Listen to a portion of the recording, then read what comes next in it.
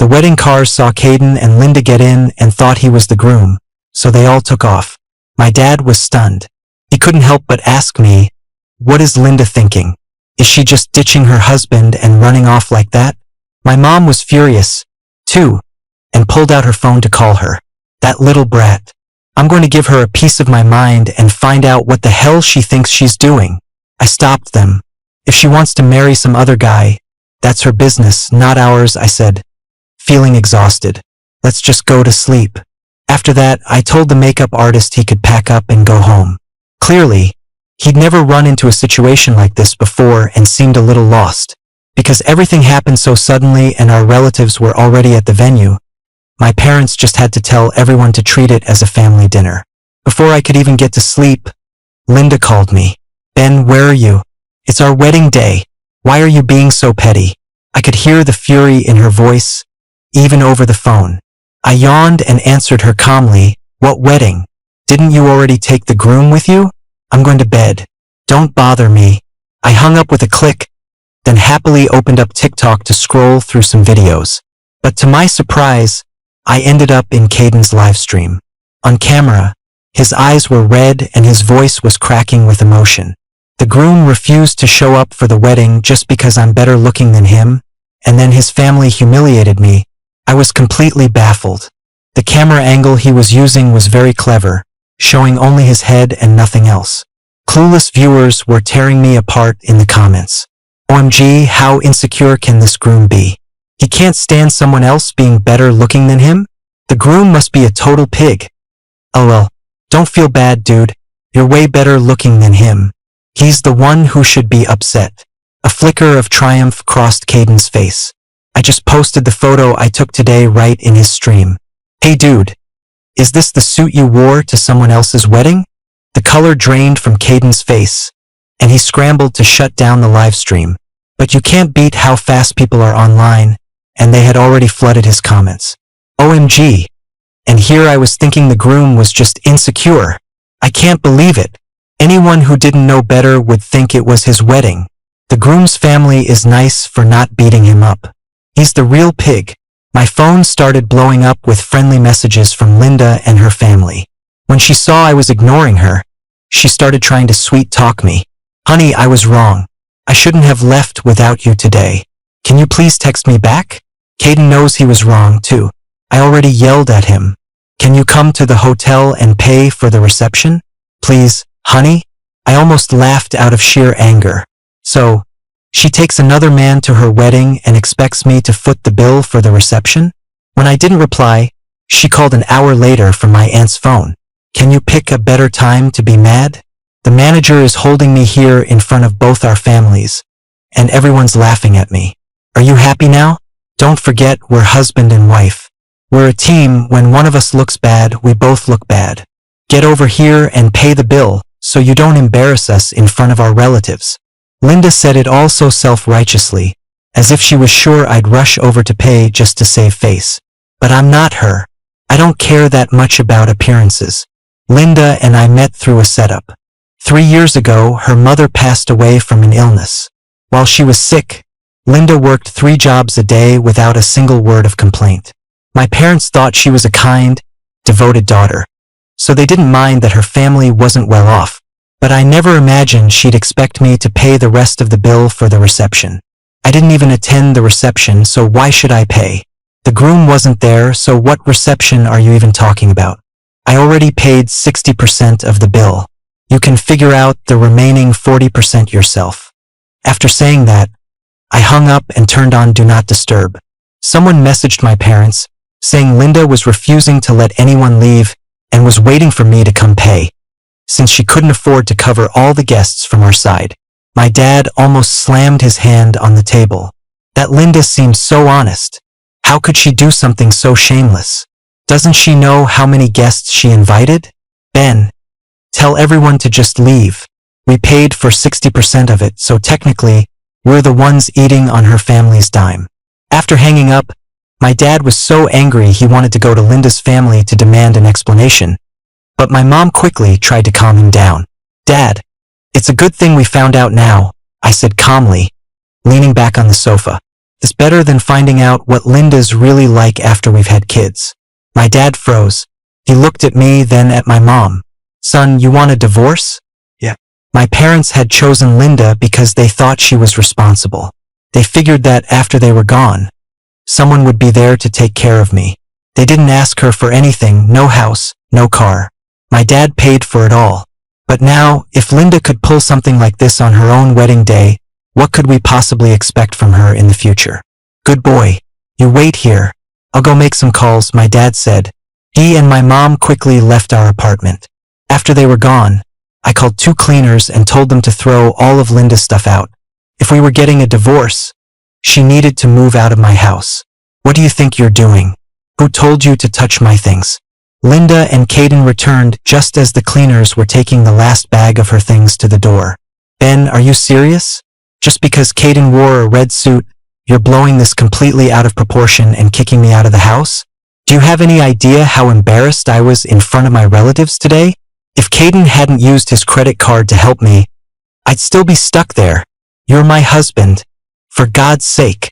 My friend was willing to help me, and what did you do? You act like you're terrified I'll spend a single one of your pennies. Linda was hysterical, laying into me the second she saw me by the door. I couldn't be bothered to deal with her. I just calmly paid the cleaners, asked them to take out the trash on their way out, and didn't even glance at her the entire time. As I was about to close the door, Linda blocked it. Are you even listening to me? Okay, what Caden did was wrong, but are you completely blameless? I'm your wife. You could at least show some concern for my reputation. Ben, couples shouldn't go to bed angry, Caden chimed in. You can't just lock Linda out. Besides, I've already paid for my mistake, so don't be mad at her anymore. I looked at the 2 of them and their little duet, feeling utterly speechless. Where was all this remorse when they were live streaming from the reception? I looked at Linda, who was still holding the door, and kicked her hard in the stomach. While she was doubled over in pain, I slammed the door shut and deadbolted it from the inside.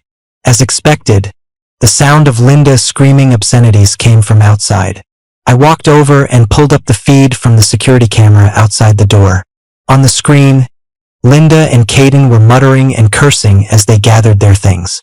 After a moment, Caden leaned in and whispered, "Hey, Linda, why don't you go beg him to take you back? Then, once he gets some other woman pregnant, you'll have him right where you want him." Linda scoffed. "He's getting off easy."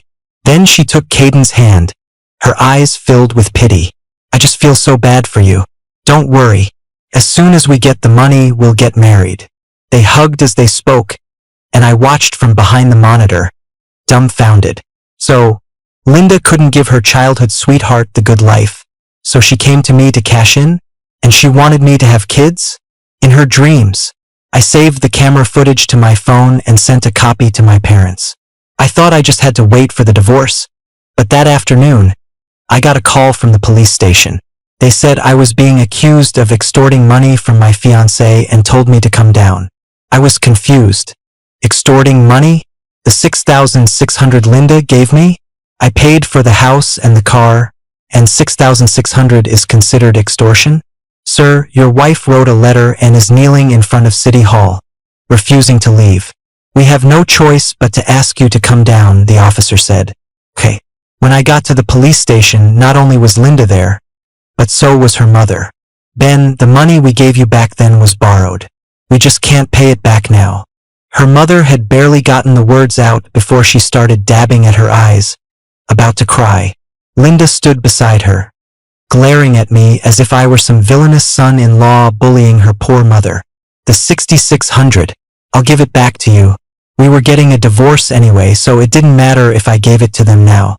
Linda didn't seem to expect it to be that easy, and a smile immediately appeared on her face. But when she looked at her mother, her expression changed to one of conflict. Ben, shouldn't it be $28,800? You can't give us that big of a discount just because we were only married for a week, can you? I was stunned. $28,800 was the amount our family had initially discussed, but Linda's family never gave us that much. Linda, have you no shame? You know exactly how much your family gave us. But isn't that how much your family asked for in the beginning? You should return the amount you asked for. Listening to Linda's illogical yet self-righteous argument, my head was spinning. I glanced at the police officers, who were all just staring at each other, bewildered. Seeing that we were silent, Linda's mother made a move like she was going to ram her head into the wall of the police station. I can't go on. Honey, I'm coming to join you. Mom, don't do this. The police will definitely help us get that $29,000 back. Great. Not even a minute later, and the price went up by another $200. Then let's go to court, I said calmly.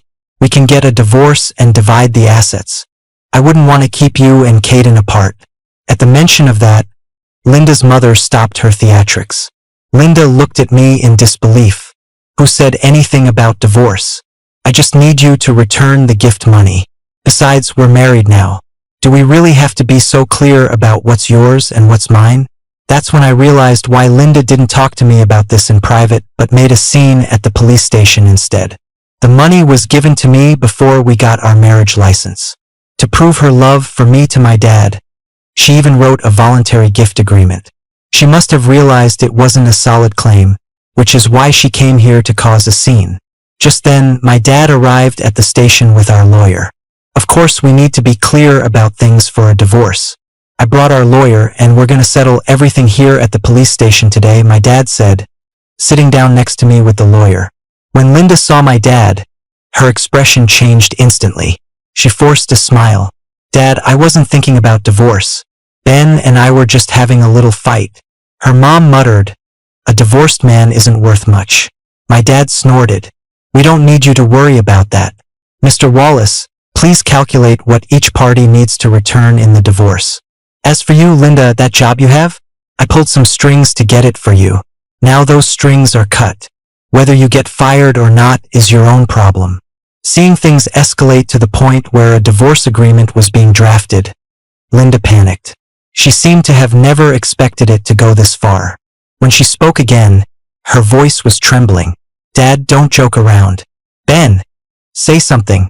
If it looks okay, sign it, I said, pointing to the document, not wanting to waste another word on her. Linda stared at the divorce agreement, which stated she'd get nothing back.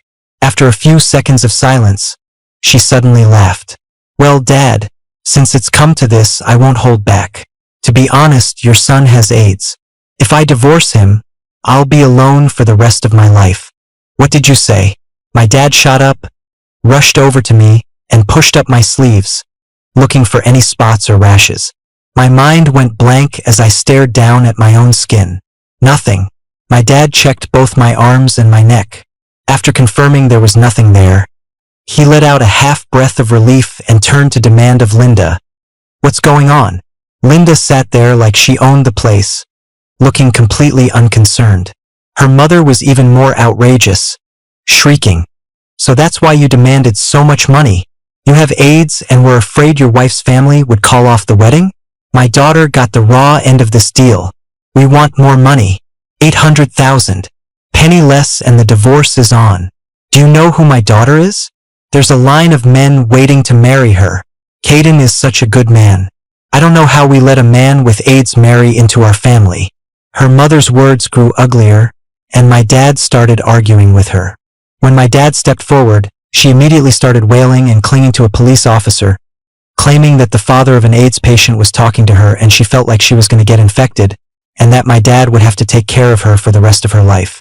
The scene descended into chaos. The police officers stood by, their brows furrowing deeper and deeper.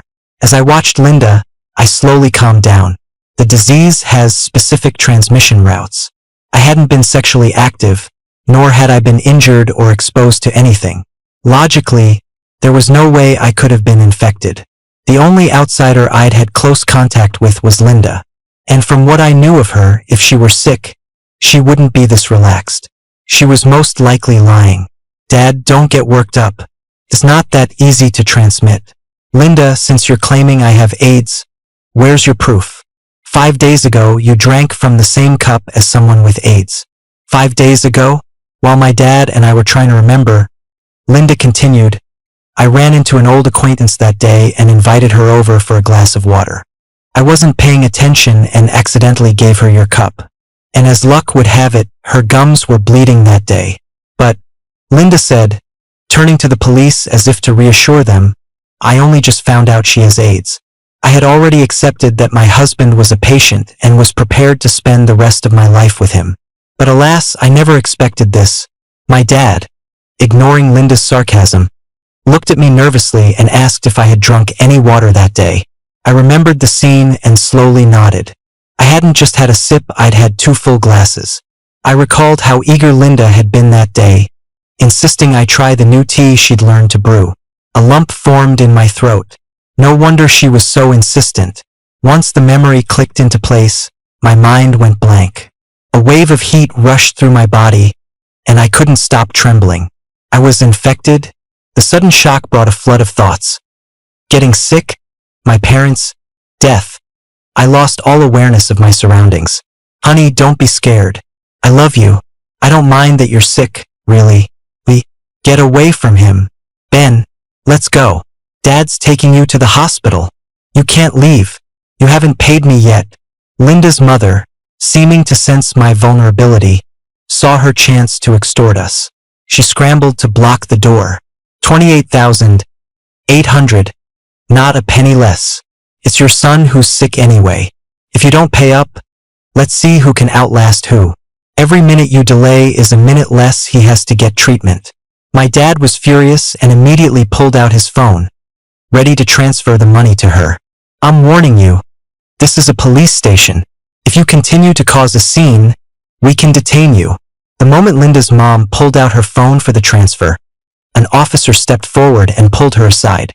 My dad seized the opportunity and rushed me out. The heat was blasting in the car, fogging up the windows, but I felt cold to the bone. My mind was empty as I stared out the window, not knowing what to think. Suddenly, my dad started laying on the horn, and the piercing sound snapped me back to reality. My dad is a very steady driver in my memory. This was the first time he had ever done that. Seeing his panicked expression, I suddenly understood her threat. Every minute you delay, and it was replaced by an intense calm. Dad, it's okay. You can drive slowly, I said peacefully. I even had the presence of mind to open Caden and Linda's social media feeds. Caden had just updated his status a minute ago. The caption read, "My girlfriend loves me so much. She's willing to put up with a spoiled, rich brat with AIDS just to give me the best." The picture was of a Van Cleef Arpels watch. Linda's post was about my supposed diagnosis, asking for advice on what she should do as my wife. Linda and I had a few mutual friends, like my buddy Max. He saw the posts and immediately sent me a string of voice messages asking what was going on. Linda's just making this up, right? You haven't even been with anyone. How could you be infected? She deliberately made me drink water contaminated with an infected person's blood. Saying it out loud, I was calmer than I thought I would be. The other end went silent. I'm at the hospital now, getting registered. I took my dad's phone and called Mr. Wallace, telling him that no matter what, I wanted to divorce Linda. Now that it had come to this, I had to think about my parents. The money they had worked so hard to save couldn't fall into Linda's hands. Dad, you know my immune system has always been weak, and I have a sensitive stomach. If I really were positive and I died early, you and Mom should... Don't say that. Don't you dare. My dad cried, his eyes turning red as he kept honking the horn. The virus can't survive long outside the body. You'll be fine. You'll be fine. You'll be fine. I nodded and turned my head, telling him to slow down. A few minutes wouldn't make a difference. When we got to the hospital, my dad immediately ran to get me registered. Doctor, how's my son? Is it positive or negative? Does he need PEP? We won't have the specific results until tomorrow morning. There's a limited window for PEP, and it's been too long for him. But based on your description, there's a 99.9% chance he's fine. The doctor then explained why. HIV becomes inactive within minutes of being exposed to air. Based on my story, far more time had passed. Besides, the water I drank showed no visible traces of blood, meaning the viral load wouldn't have been nearly enough for transmission. Hearing this, my dad let out a huge sigh of relief and smiled. Thank you, doctor. Thank you so much. Worried something else might happen, my dad had me admitted to the hospital right away. Ben, all the paperwork is done. I'm gonna see if I can find something good to eat. Remember to call in sick to your boss. Okay? Okay. Sitting on the hospital bed and thinking about what the doctor had said, I smiled. Too. Felt so good. After changing into a hospital gown, I opened my phone, ready to share the good news with Max, but Caden walked in. What are you doing here? How else am I supposed to get evidence to blackmail you? Caden said, completely ignoring the other patients and their families. He walked straight up to me, flashed his new watch and opened the photo gallery on his phone. Ben, what good is being born rich? Now you can't protect your money or your life, can you? I hear those meds are hard on the liver. With your weak constitution, how many years do you think you'll last? He then showed me a picture on his phone. It was a photo of me from my doctor's visit just moments ago. I didn't understand, and as soon as I moved, he snatched the phone back. I've already backed it up, so deleting it won't do you any good. $2 million, Ben. You don't want your reputation ruined before you die, do you? Office workers and old ladies love to gossip. If you don't pay up, I'll make sure these pictures get spread all over your workplace and your neighborhood. I scoffed. Where do you get the nerve, thinking a few photos are worth $2 million? Spreading false information about someone is illegal. You could go to jail for that, Caden. Are you willing to bet on it? Linda's mom doesn't seem like the type who'd want a son-in-law with a prison record. Don't try to scare me. I didn't kill anyone. Why would I go to jail? He said, flashing the photo at me again. Are you going to pay or not? If you don't, I'm going to get these printed right now. Do whatever you want. You just wait. After Caden left, I messaged Max and told him what the doctor had said. I thought he'd be happy, but instead he seriously forwarded me a video. Then you need to see this. Linda is trying to build this image of a deeply devoted wife, saying she'll sell everything she owns to pay for your treatment. I opened the video link. Sure enough, Linda was on screen, sobbing and sniffling about how hard her life was, with a picture of me in the background. I started recording my screen and then asked Max to help me pay some people to report Linda's account and get it banned. With this kind of thing, even if it's fake, if enough people hear it, it can become the truth. Unfortunately, even though the live stream was taken down, many people were moved by this devoted woman and started making promotional videos for her on their own. Honey, why aren't you home? Where are you now? Linda sent me a voice message while my dad and I were picking up my lab results. Negative. Seeing that word, my dad and I both let out a huge breath. Thank God. Ben, don't worry. I won't let Linda get away with this, my dad said. I nodded firmly. It's not just you, Dad. I won't let her get away with it either. Even without direct proof, I knew Linda had done it on purpose. She knew from the very beginning that the woman had AIDS. Leaving the hospital, my dad and I went our separate ways.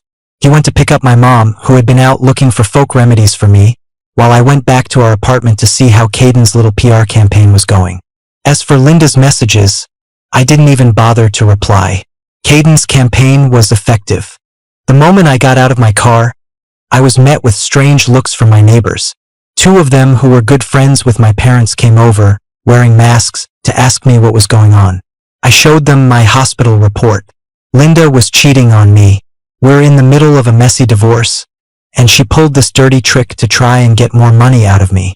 The two neighbors looked at the hospital certificate, sighed in relief, took off their masks, and began to get angry on my behalf.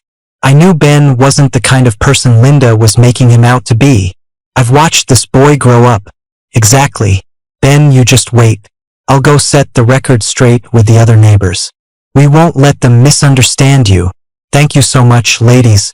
After talking with my neighbors, I was about to head upstairs when I saw a familiar figure. The old acquaintance with AIDS that Linda had mentioned. Last night, I had reviewed all the security footage from our apartment building, and the woman's face was a perfect match. Linda had brought her here last time. What was she doing here now?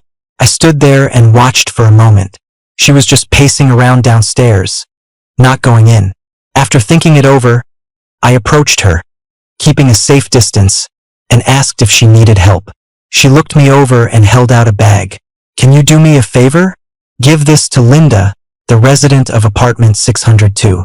No problem. She left as soon as I took the bag.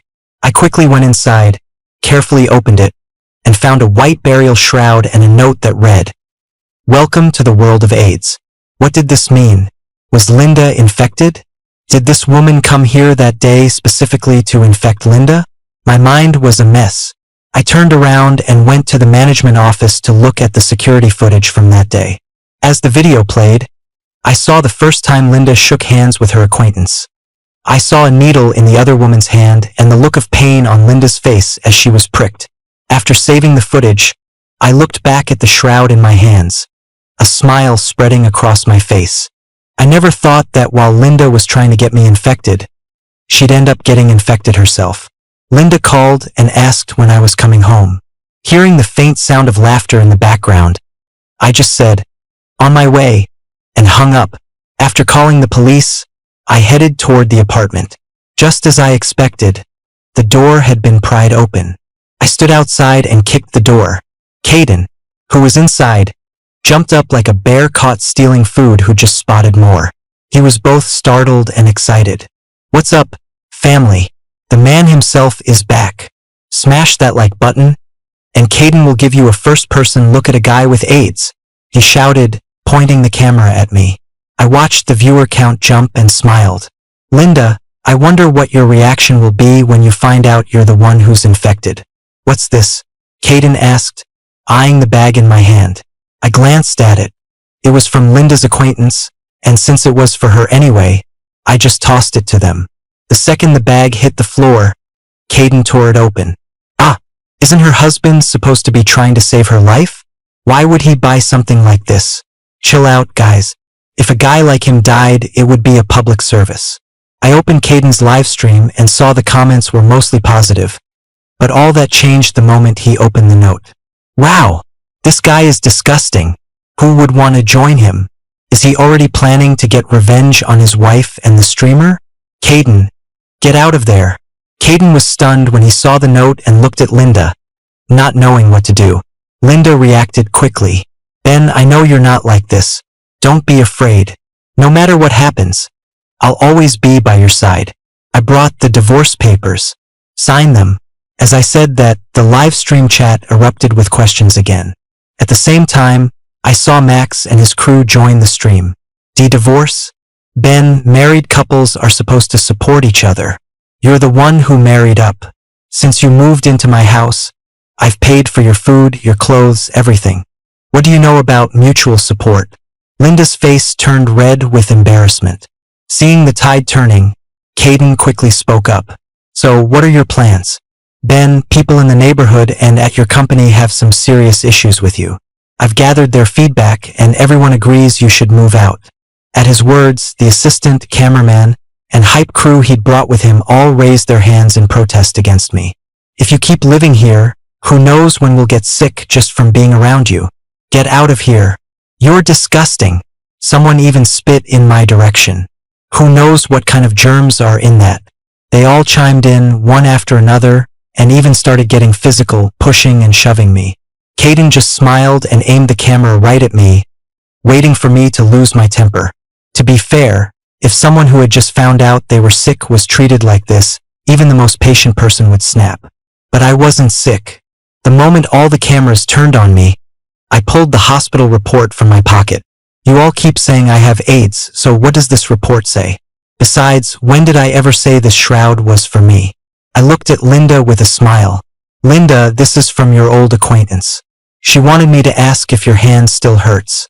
As for the rest of you," I said, looking around at everyone in the room, "you've been standing so close to her. You haven't already been infected, have you?" At the mention of her hand hurting, Linda instinctively looked down at her own hand, focusing on a single spot on her right palm. This small gesture made everyone who still had doubts jump back, terrified that Linda might actually be sick. Caden stared at Linda, and the color drained from his face as a thought seemed to hit him. I knew what he was thinking. After Caden had left my place last night, he had sent me a few more photos with a message. "Your wife is a real firecracker. One box of condoms wasn't enough for the two of us. We even went at it again in the shower." Do you think she might already be pregnant with my child? Ben, I seem to recall that illegitimate children have inheritance rights, right? On behalf of my future child, thank you for your family's money. So, if Linda was infected, there was no way Caden could have escaped it. Linda, don't believe him. He's sick himself, so he thinks everyone else is too. By now, with Max's help, the tone of the live stream had completely shifted. The chat was flooded with comments telling Linda to get tested to make sure she was okay. Even Caden turned on her, telling her to go get tested. Linda looked for someone to back her up, but the people she'd brought were just day laborers she'd paid. They weren't about to risk their health for her. Linda, want to make a bet? If you test negative, I'll give you $1 million in the divorce settlement. At the mention of $1 million, Linda suddenly calmed down. She looked at me. You're on. And all these people are witnesses. Linda saw the viewer count on the live stream soaring. Caden saw his follower count skyrocketing and, in his excitement, quickly agreed. It's a deal. As we all headed to the hospital, the live stream chat split into two camps. One side believed Linda was really infected, otherwise I wouldn't have bet $1 million. The other side thought it was just a stalling tactic and that Linda, being the one involved, couldn't possibly not know if she was sick. Once we were out of the apartment, I stopped paying attention to the live stream. Linda's acquaintance hadn't left, she was following our group. Soon we arrived at the hospital. Ben, even though I don't want your money, you still need to be taught a lesson. As your husband, you shouldn't have accused me like that in front of so many people. I couldn't be bothered to play along with her act. Seeing she wasn't getting a response, Linda wisely shut her mouth. After the test, all we could do was wait. Caden looked at the 6-figure viewer count, unable to hide his excitement. I'm going to be a huge influencer. I scoffed. He was certainly optimistic. It hadn't even been 24 hours yet, when the success rate for PEP is highest. Caden stepped away from the live stream camera and came over to me, whispering, "You're my lucky star." Ben, before Linda got with you, I had nothing. Now I've got clothes, bags, jewelry, and I'm about to become a rich and famous influencer.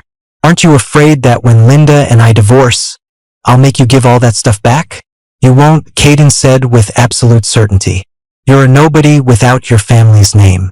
No one would even come to your funeral. I frowned. What kind of twisted logic was that? A short while later, the results were ready. 5 cameras zoomed in as everyone waited. Linda looked confident. Ben, get that money ready. Let's see the report first. Fine. With that, Linda flipped the report over. Positive. The moment the word positive was revealed, screams erupted all around us. The most panicked of all was Caden. He forgot all about filming and immediately started begging the doctor to save him. How could this be? Linda stared at the report in disbelief. This is impossible. You're the one who's supposed to be sick. You set me up, didn't you? She started to lose control, trying to grab someone to ask what was happening, but everyone, including Caden, scrambled to get away from her. Just then, Linda's acquaintance stepped forward. Linda, we meet again. From their conversation, I learned the woman's name, Maria. Maria had had a rough life. She couldn't find a job because of her prosthetic left leg. Now that her parents were gone, there was no one to support her or buy her medication, so she had decided to end her life. But she couldn't bear to die without getting even, so she made a list of everyone who had ever bullied her, and Linda was right at the top. Linda, you haven't forgotten why my leg was amputated, have you? That was years ago. It was an accident, Linda yelled, getting angrier the more she looked at her positive test result. For one leg, you'd do this to me? She looked at the report, then at the people shrinking away from her, and flew into a rage, attacking Maria. The viewers in the live stream were completely stunned, never expecting so many twists and turns. I can't believe it. This woman intentionally tried to harm her husband. Glad she got what she deserved. Karma's a bitch. People like her should be locked up for life. I donated to her last live stream. Can I get a refund? Hey, has anyone noticed the streamer? Caden? Why is he so scared now that Linda's been diagnosed? Isn't it obvious? They were sleeping together. I smiled with satisfaction as I watched the comments turn. Just then, my phone rang. It was the police asking for my location. I told them where we were and that 2 of the people involved had AIDS. The police arrived in full protective gear and separated Linda and Maria. Unsurprisingly, everyone was taken to the station for questioning.